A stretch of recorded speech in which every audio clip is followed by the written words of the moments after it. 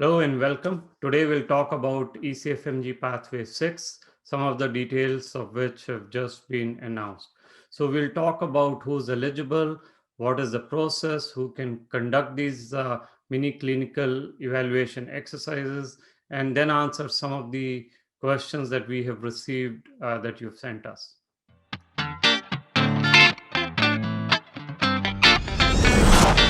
All right, so let's get started. Who should use Pathway 6 for ECFMG certification?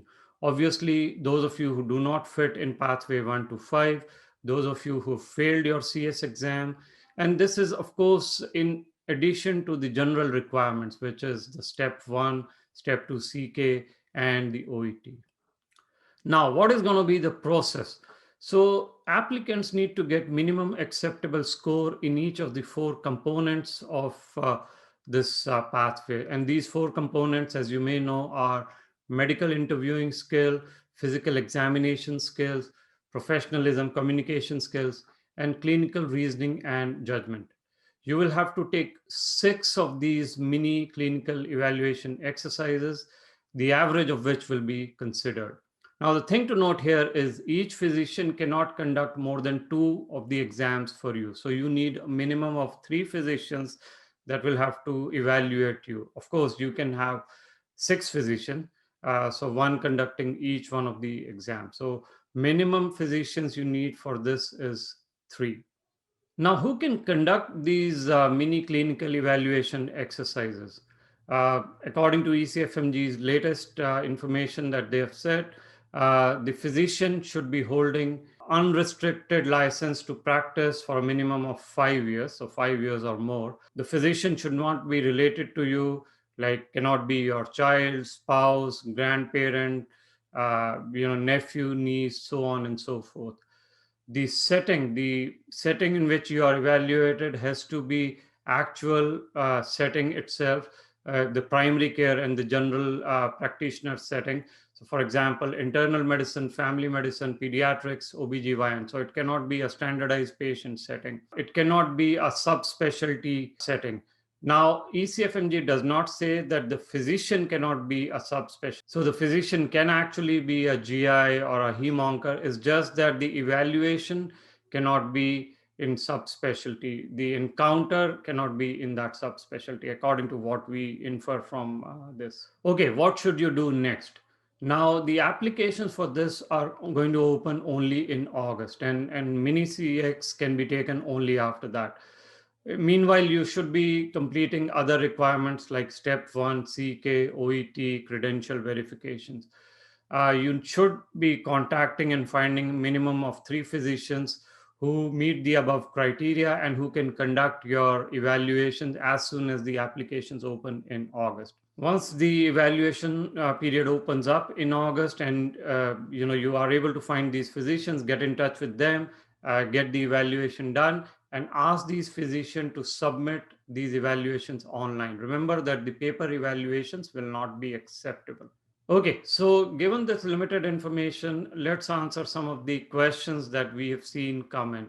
First question, should the physician be board certified in the US, have a US license, or can it be from anywhere, even outside US?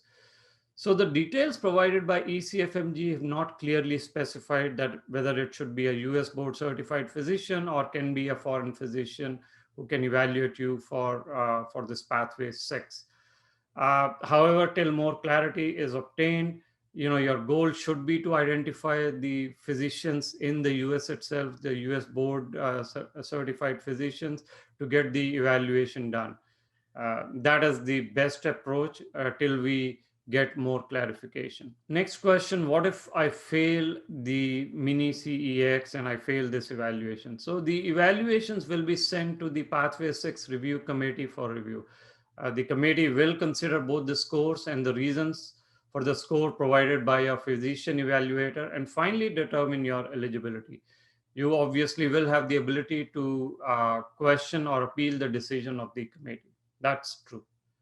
Next question, because of the pandemic or other reasons, can this be done remotely, the evaluation? And the answer is no, the evaluation has to be done in person. What is the first and the last day for this Pathway 6? So the first day will be somewhere in August. They haven't really specified the start date, but the end date has been specified as December 31st.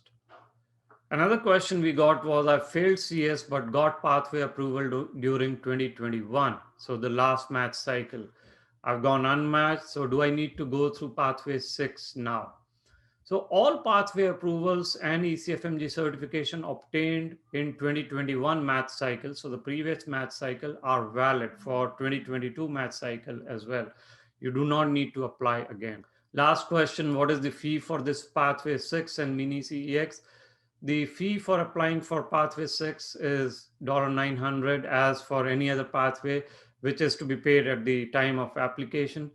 Of course, the physician evaluating your mini clinical evaluation exercise should not be additionally compensated by you or the third party other than what is provided in the salary or wage from whatever institution the physician is. So these were some of the questions that we got on pathway 6, some of the clarification. Stay tuned because there will be more and more clarity on this as we proceed, but at least start preparing for pathway 6 as ECFMG has just come out with this. That was all that we had. Good luck for your match cycle.